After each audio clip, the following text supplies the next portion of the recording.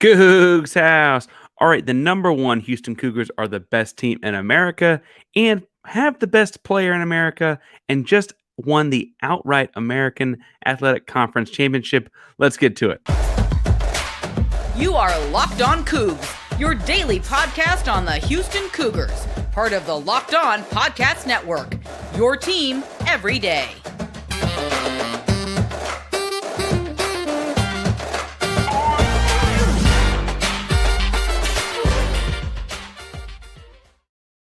Welcome to Locked On Cougs, daily podcast about your Houston Cougars. I'm your host, Houston-born teacher and coach, Parker Ainsworth, here to break down all things Cougs.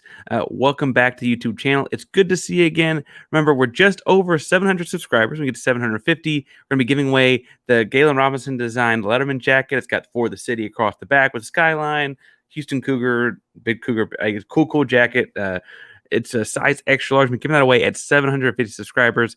Hit subscribe down below. Leave us a comment, and if you can't think of anything to say after we talk some about Houston beating East Carolina and claiming the American Athletic Conference Championship, tell us if you like, turkey hamburgers. All right, so all in all, I'm going to look at a couple different aspects of this game. In the first segment, I want to brag some on Marcus Sasser. Big, gutsy performance in what might not have needed to happen on Saturday, but we got to talk some about that. Second, I want to look at the X's and O's, the games a little bit, including a breakdown of how multiple Houston was on offense, but also the zone defense raised some eyebrows and questions.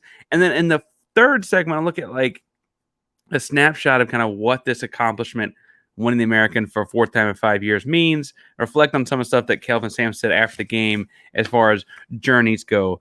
But in the first segment, let's talk a little bit about Marcus Sasser. I said he had a gutsy performance because less than 7 minutes into the basketball game, Marcus Sasser appeared to be in a lot of pain as he was writhing on the ground, holding his foot and ankle. Now, I have to say that most of us had this guttural reaction to a flashback to a year ago, knock on wood, when Marcus injured his foot, right? He's been injured a couple different times, his stops throughout Houston, and it hasn't really felt fair because he's such a tremendous basketball player. We just want to see him play a full season. It's like, no, how is this happening? Obviously, in rewatching the clip, and then he ended up, anyway, they helped him off the floor, and it looked kind of bad. He looked in a lot of pain. A couple minutes later, he's back in the game. Honestly, in rewatching the clip and preparing for the show afterwards, it looks like he, in backing up to get around a screen, awkwardly stepped on an ECU foot and rolled his own ankle in doing so. Fairly common to step on a foot and roll your own ankle in basketball, and nothing too crazy, and certainly not like malicious at ECU or anything like that. But glad that was the case. It looked like on social media, per a couple different beat reporters that were there, that he did in fact roll his ankle and get it retaped. Alan Bishop is one of the guys. He's the weight room guy, but he more or less carries him off the floor a little bit, around his arm, whatever. They go in the back, tape him up, and bring him back on the floor. On the whole, I think, frankly, my initial tweet when he went off the floor was, oh man, I bet he's done for the day, because Houston has at least a share of the conference title going into that game. And frankly, important basketball to play very, very soon while we push this kind of thing, etc. And then he checks back in a couple minutes later, and it's like, oh, he's back in the game. Played very, very well. When he checked back in, though, I was initially like, God, why are you doing this? And then, admittedly, on defense, they gave him a little bit easier assignment. He kind of got to sag off a little bit as opposed to being pressed up on guys. He ended up pressed up on guys pretty quickly on his own accord, but not the same difficult defensive assignment that he was assigned to earlier. But on offense, his first offensive possession back in the game post-ankle injury was driving down the lane off a pick and roll with Juwan Roberts. He got all the way past the basket and then kicked it to a trailing Juwan Roberts on the roll, and Roberts then had a nice little drop off to Chaney. Chaney missed the Mikan shot, and Juwan Roberts followed it. It could have been a sweet hockey assist to the least out of Sasser, and he drove all the way to the lane, planting, cutting, etc. off of that foot. The second offensive possession back in the game. So again, he just got back in the game. He has to fight with an ECU defender to pull the ball away before they call a jump ball. Swings it, ball gets swung back around to him, and he eventually drives lane and does a contested floater in which he lands awkwardly on both feet, totally fine. And then a couple possessions later, he ends up pushing the ball in transition. And actually in transition tries to drop it off at EC defender deflects out of bounds. All that is to say that very, very quickly it was like, oh, by 3 or 4 possessions back in the game, it's like, oh, Marcus is fine, right? There was no worry to any of that as you're watching him. He had one of his, it's becoming his like once a game type of Euros. It just went off the front of the rim on a nice like reverse out of it too. Kind of interesting to be able to cross the rim and flip it back over the right hand. But Roberts followed that up as well. So, Jawan does that. On the whole, it was impressive to watch 34 minutes, especially when you compare, like, he missed 2 minutes injured. So he probably would have really had over 35 minutes of basketball, 22 points on just 16 shots, shot 50% from three-point line, also tagged in 5 rebounds and 3 assists. And I'd argue we should have had 2 more assists, but guys dorked the show on the other end. On the whole, Marcus Sasser had a tremendous outing on Saturday night, and it almost didn't even happen because of that ankle injury, right? And I just continue to be impressed more and more. Obviously, we've had him on the Houston Cougars roster for several years now. So, like, I shouldn't be surprised, but I continue to be surprised at his determination, right? Like, we can talk a lot about the step back and the prettiness and the smoothness and the Euros and all those kinds of things. But where you see the pro come out of him is that, like, I don't Mamba mentality when he's going after all this stuff in a game that, frankly, like, isn't the most important game on Houston's slate in the middle of February on a bum ankle, right? Like, all those things come together and went convalescent to like what makes Marcus Sasser the pro that he is, because he doesn't have to be doing any of those things, and he does it anyway. Really, really impressive performance by him. I'm going to get into more individual performances in a moment, get into the X's and O's kind of stuff, but I just cannot say enough about how impressive Sasser was. Frankly, I said when he came back from the injury, he had like a chance to like kind of take his breath or catch his breath on defense. It gave him a little bit different matchup, but he very quickly by like late first half was back to diving after loose balls and all that kind of stuff. It was as if the ankle injury had never happened.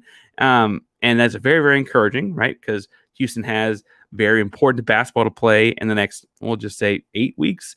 And then they also, frankly, like, he's a guy with injury history. And so it was good to see all of that get behind him very quickly. I do think it's interesting that in the couple minutes that he was off the floor, Houston didn't seem to skip a beat offensively. It's not that they didn't miss him. That might not be the best way to say that. They certainly missed him a little, but they didn't miss a beat in the sense that they were still able to score a lot of points and still able to like attack different things East Carolina was not able to defend. And so this, I feel like, was entirely Marcus saying, I want to come back. It's not like Houston needed him to come back.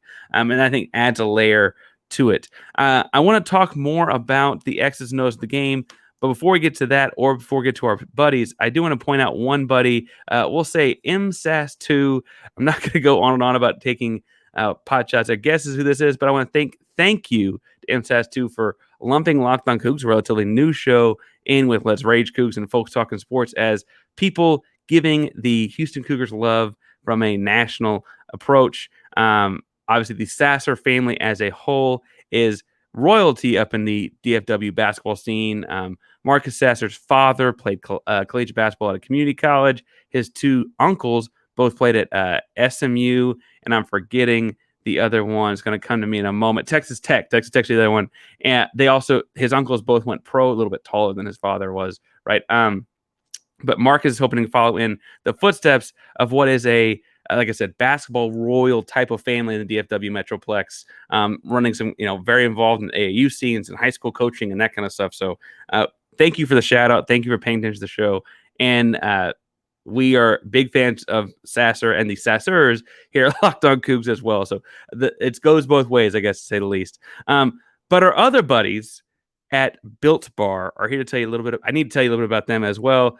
So if you are still working on that New Year's resolution, or you want to kind of jumpstart it, Built Bar is the perfect treat for you. It has all of the taste and none of the fat or calories. We just got through the holidays, and my goal, at least, maybe I'm putting this on you, is to eat a little bit healthier this year. Even if you're like me, you want to eat healthier, but you want to compromise on taste, we've got the thing for you. You got to try Built Bar. With Built, healthy is actually tasty. Seriously, they're so delicious. You won't think they're good for you. Perfect for your New Year's resolution. What makes Built Bar so good? Well, for starters, they're covered in 100% real chocolate. That's right, real chocolate. And they come in unbelievable flavors like churro, peanut butter brownie, and coconut almond. I'm not sure how Built does it, but these bars taste like candy bars while maintaining amazing macros. And what's even better is that they are healthy. Only 130 calories and 4 grams of sugar with a whopping 17 grams of protein. And now you don't have to wait around to get a box. For years, I've been telling you to go get your Built bars at built.com, but now you can get them at a Walmart or Sam's Club. That's right. Head to your nearest Walmart today. Walk to the pharmacy section, grab yourself a box of Built bars. You can pick up a 4-bar box of cookies and cream, double chocolate, or coconut puffs. If you're close to a Sam's Club, you can go in and grab a 13-bar box with the hit flavors brownie batter and churro. Thank me later. I'm going to continue to recommend the coconut almond for the almond joy folks like myself out there. If that's not your jam, but you like a Built bar and a different flavor, tell us down below. All right, so I said in the second segment I want to talk some about more grandiose themes about the game. I bragged on Marcus for a whole segment. First, let's talk about some offense, because that was the part that I think it'd be really, really hard to argue didn't go poorly. We mentioned Marcus Sasser's 22 points in his stat line, but 2 other stat lines that stuck out in this game were Tramon Mark, who had 20 points on 15 shots, shot 50% from inside the arc and 40% from outside it, also throwing a few free throws in there. But perhaps most, the best sign of life for this team is that Tramon Mark is adding 9 rebounds on top of that 20 points. He's become a fairly effective and a rebound that Houston can really, really depend on. He had 9 defensive rebounds. All 9 rebounds were defensive and 3 assists. Again, I think he had 1 or 2 more assists in there that got dropped, or a couple too many dribbles. But Tramon is just such a great scorer, and it was great to see different sets Houston ran that got him the ball in isolation spots. He really, really flourished against, ECU didn't have a guy to cover him, or if they did, the guy was too busy trying to cover Marcus Sasser as well. So watching Tramon Mark work through those ISO spots and get to his mid-range pull-up, right, get away the rim a couple times too. His length, I think, is deceptive because he's only 6'5", but he's got this long wingspan. He plays more like a 6'7", 6'8" kind of guy as far as finishing around the rim and getting to the rim. The big first step, gets the pound pull-up and gets a lot of ground when he does that. Really, really impressive game for him scoring the basketball. Also, to point out, Juwan Roberts had his own double-double, 17 points, 12 boards, 7 of his 12 boards on the offensive side too. Lots of tip-ins and follows and putbacks. Really, really great performance out of him. And frankly, so the benefit of doing this Monday morning show on a Saturday night game is that we have a full KenPom stat list too. KenPom dubbed him the MVP of the game because of his performance. And I think that's because of the impact on offense and defense with the scoring and rebounding. He also had 4 blocks. So, MVP kind of things out of him. He didn't break his, should we be upset that he didn't break his personal best scoring like he did between the last 2 games? No, we're going to let that go. Okay, cool. So the interesting thing to me in getting these guys the ball, and they were not the only guys for Houston that scored. Jarris had 7. Jamal Shed had his own 4 points. It just kind of took a real steep dive as far as those 3 guys had 17, 20, 22, and everyone else had single digits. But I thought it was cool to see, though, that Houston ran a bunch of different sets here, right? And I think the common critique on Twitter was oh, Houston's doing a lot of isolation, and that was where sets finished. It's where can we get Tramon Mark in ISO? Where can we get Marcus Sasser in ISO? Where can we get Jarris Walker in ISO? But the start of those sets, going from horn sets into high-low that got Jarris the ball on the block, right? Or going into floppy sets into a cross screen that got Tramon Mark ball in the left slot, and then he could operate and get to the elbow for his isolation pull-up, right? Even just a simple 3-2 weave with a backside pop of a post, right? They're just going around the top of the key, weaving. They did a bunch of different things offensively that were just simple actions. And so maybe sets are what people are looking for while Houston's running actions. And maybe that's why Twitter was what are they doing or whatever. But a bunch of different stuff to where I don't think ECU could catch a beat on what was coming or who was going to get the ball to score. Because when you look at 3 dudes with 15 or more points in a college basketball game, I feel you ought to have a pretty good idea of oh, it's one of those 3 guys. However, Houston was able to get them the ball in a bunch of different spots because of the number of different offenses they were running, or offensive actions they were running. And then let's talk a little about the defense, because that's what Houston's really known for. But the offense was multiple and a bunch of fun. The defense, though, I commented on Twitter on Sunday. I could watch that first half defensively Houston ran just on loop. Just keep it going, keep it going. They were just in a plain 55 man. They were briefly in 54 man when big man Javier France was in the game. 55 versus 54 means you're either switching 5 spots on 5 spots, 55, so all 5 guys switching on all 5 guys, or 54 means we'll switch in any of their 5 with 4 of our 5. And that was just because Javier is a more traditional big man, and so he wasn't quite going to switch out and play on the perimeter. But Wani and Chaney and Jarris all could, and so just in a straight 55 defense. They blitzed the second ball screen, so the double drag kind of actions that East Carolina wanted to run. They did a really great job of like forcing them to pick up the ball and kick it behind them. And what's interesting in watching is Houston only made ECU turn the ball over 8 times, far below their season averages, just generally speaking. But I do think it's interesting to say that, like, while Houston will generally turn people over a lot more, let me pull this to make sure I'm right. They generally speaking turn the opponent over 14.3 times per game, right? So actually, ECU took care of the basketball against Houston's defense in a way that, like, I don't know that we would think of in watching them play normally. However, ECU took long possessions to get really rush shots that were really tough shots at the end of shot clocks. There was a stretch there in the first half where they're missing decent looks. They were still tough, long possessions to get those decent looks, and those decent looks got worse and worse as the game went on, with the exception of a stretch of zone defense down at the end. That's to say that Houston's defense didn't necessarily, outside of like a few steals in the early part of the game, turn ECU over a lot, but the defense was effective because at some point a bad shot or a rush shot or a forced shot is as good as a turnover, right? That's why the shot clock is there, is make them shoot the ball in a rush situation if they don't get the ball off earlier. Really, really impressed from that. Houston in the first half, I should say, as a whole, ECU had just 3 made field goals. Houston had 5 blocked shots, right? It was that kind of a day for the Houston Cougars on defense, which leads to the big question defensively. Why did they go zone in the last 5 minutes of the basketball game? Now, I will say, much like they went multiple styles of offense, this was a changeup on defense. They went to a traditional 3-2 zone and gave up a lot of baskets in it, right? And it was like, at that like rate, per possession type points or whatever. I don't have the breakdown in front of me, but they gave up a lot more points per possession in zone than you ever would have thought they would in man. And I think of a couple reasons. One, it felt like a chance to like get some like live practice reps of something you want to do later. Houston may want to run zone at some point during the tournaments coming up, right? The American tournament or obviously March Madness. But bigger picture to me, I wonder if this is a function of legs are tired. They played 4 games in 10 days. The Kelvin Sampson quote that kills me is, and talking about this after the fact, he said, we went zone and we don't know if we're on foot or on horseback. And I was on foot or horse. And I'm like, A, he says that about a bunch of different things, but you don't hear him talk about his defense like that very often.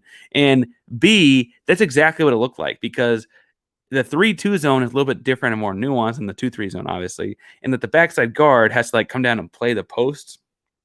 Now, Houston's guards double team the post often. That's not crazy, but there were backside cuts and backside lobs and backside putback dunks, all because that guard didn't do it. That was not a normal rotation for some of these guys. So I imagine it was working on something, but I imagine more thoroughly it was getting the legs right after 4 games in 10 days. Now, Houston's got a little bit of a break. They were off Sunday, obviously. They don't play again until Thursday's senior night, and then they go out to play at Memphis next weekend. I think that it's safe to say that unless they're working on the zone will probably be retired before they make those games. Thursday senior night, go enjoy that game as well. But I looked at the zone and I was like, what are they doing? And then I wondered if they're working on schematic things, what could they do with the 3-2 zone, right? Like, where could they be going with this? Do you want to put Tramon Mark's length at the top? Do you want to, of the 3-2 zone, kind of the head of the spear? Do you want to put more like Jamal Shedd's aggression up there? you want to put someone with Jarris's size up there? Are we ever going to see my massive lineup where Jarris is really the small forward, and you have like Roberts and Francis or Cheney, and like I weirdly think in this 3-2 zone you could do something like that when you put Jarris up at the top of it, and like man, oh man, could that be a lot of fun? Now, in the third segment, I'd like to talk some about winning the American Athletic Conference for a fourth time in 5 years. So let's get to it, and let's talk about like how big an accomplishment that is. Now, again, 4 titles in the regular season in 5 years is nothing to sneeze at, no matter what conference you're in, right? I think what's impressive about that is the 5-year window in which they did it were a fairly tumultuous 5 years across college basketball. You have COVID, March Madness canceled, all of those different things across this. You also have on their own roster constant turnover. They lost 4 starters from last year's team, and last year's team had 4 different starters from the year before because of injuries and things like that, right?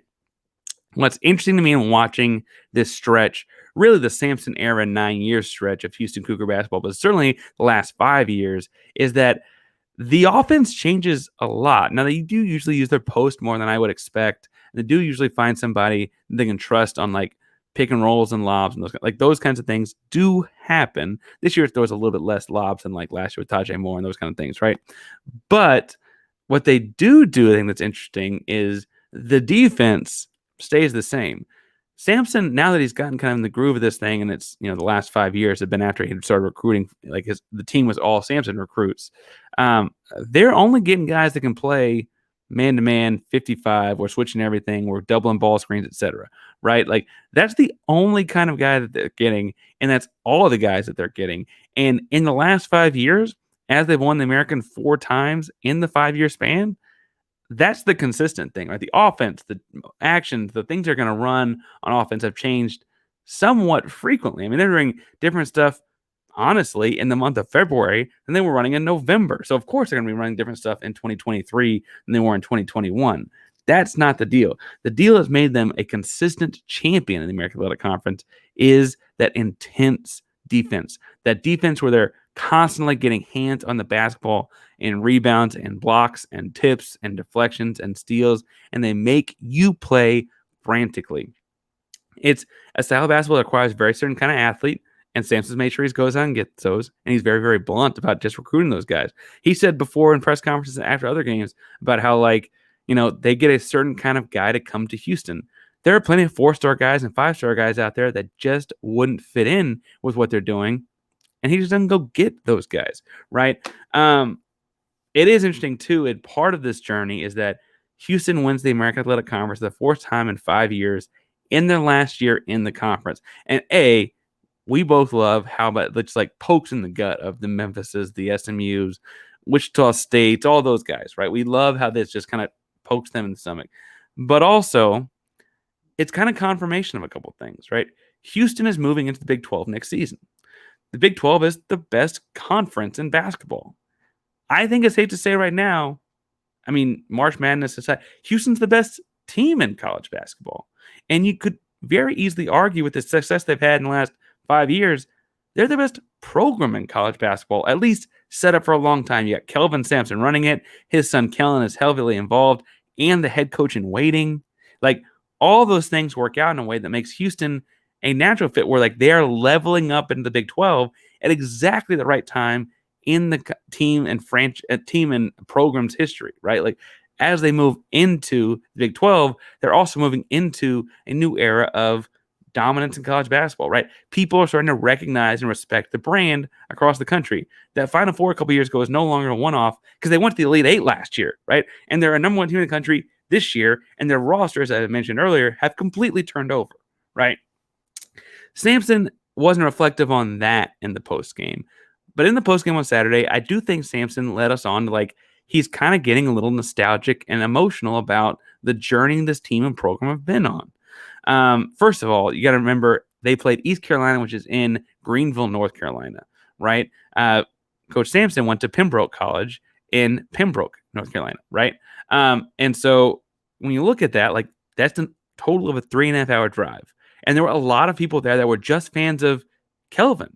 They weren't fans of Houston or the Cougs or Sasser. They like all of them, but they made it very clear they were there for Kelvin. I thought it was interesting. Andy Yanez did a great job of reporting it. But Sampson was shaking hands, kissing babies, and signing autographs for like well over an hour after the game was over. And he's not that guy. He's not the emotional, oh, thank you all so much for coming. Like, he's like, finish the game, let's move on to the next one most frequently, especially on the road, because most often they're getting on a bus to the airport or a bus straight back home. They don't have time to waste, so they got to get home, right? And that's not what they did in East Carolina on Sunday. Admittedly, as we mentioned, they don't play again until Thursday, got a little time. But I think there's something emotional tied to this season that he's starting to feel a little bit in a way that's kind of interesting to see in, like, a shattering of the glass kind of moment, or a breaking of the armor, or the rough exterior of Kelvin Sampson. He mentioned in the post game that it all started in Pembroke. He and his wife met there many, many years ago. They went from there to East Lansing when he was an assistant and grad assistant at Michigan State. He went from there to Butte, Montana, where he's an assistant and then eventually a head coach at Montana State. There to Pullman, Washington, where he was the head coach at Washington State. There to Bloomington, where he was head coach at There to Norman, got myself out of order, to Norman, where he was the head coach at Oklahoma. From Oklahoma to Bloomington, Indiana, he was the head coach at Indiana. After that, he went to Milwaukee to be an assistant coach for the Milwaukee Bucks. Then to Houston to be an assistant for the Houston Rockets, and now a head coach of the Houston Cougars. And he made very, very clear, like, this is the last stop. I guess technically, if you're a Rockets guy, he said that city of Houston's the last stop and whatever. And but he made very, very clear that Houston is the last stop. And we talked in a previous episode a couple months back when UT Austin fired their UT Austin, not UT anymore, but UT Austin fired their coach Chris Beard, that like he needs to stay in Houston. It's the better gig. He understands that. He made that very, very clear. This is the last spot. His son, Kellen, is the head coach in waiting. Two of his, like, the best players he ever coached, and Quantus White and Hollis Price, are his two assistants. Like, this is his program. His wife and daughter are involved in the media side of the program as well. Like, this is the family business, and it's really, really cool to see. Like, I don't know how many years he's got left in this. I don't know how long it's going to be. I'd imagine he gives the Big 12 a run too, because he's probably still a little ticked off about the way some of those relationships were when he was at Oklahoma.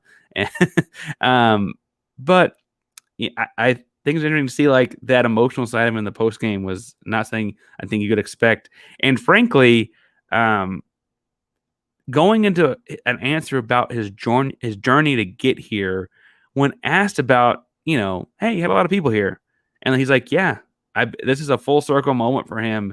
And to win the American Athletic Conference, the outright winners of the American Athletic Conference in North Carolina, I think is a chef's kiss poetic moment for him in a season that kind of has a bunch of those. We both know the Final Four is in Houston. Realistically, winning a national championship would be cutting down the nets just 5.6 miles from campus. That's wild. That's storybook, and that seems to be the way this season is going. Let's hope it continues, and I'm here to talk with you about it all along the way. Thank you so much for listening to Locked On Cougs this morning and making us your first listen of the day. Make sure you subscribe to us wherever you get your podcast. We're really, really pushing for 750 followers very quickly. We also are going to try to get to 1,000 by the start of March Madness. That's feeling a little bit tighter and tighter, but make sure you subscribe down below. We're going to give away that Galen Robinson designed jacket at 750. We're doing a giveaway every 250 subscribers here on the way to 1,000. So make sure you subscribe, like, and thumbs up, all those good things wherever you're listening to your podcast. If you're looking for a second listen of the day, I really enjoy listening on Monday mornings to Locked On College Basketball. Andy and Isaac break down big weekends, and there were some buzzer beaters, some upsets, and frankly, some court stormings to break down on Locked On College Basketball. So go listen to Andy and Isaac do it. They do it a great job. It's a daily show all about college basketball, and it's very Cougar friendly. Thank you all so much for listening to Locked On Cougs, making Locked On Cougs your listen of the morning. Locked On Cougs, a proud member of the Locked On Podcast Network. Your team every day. Go Cougs.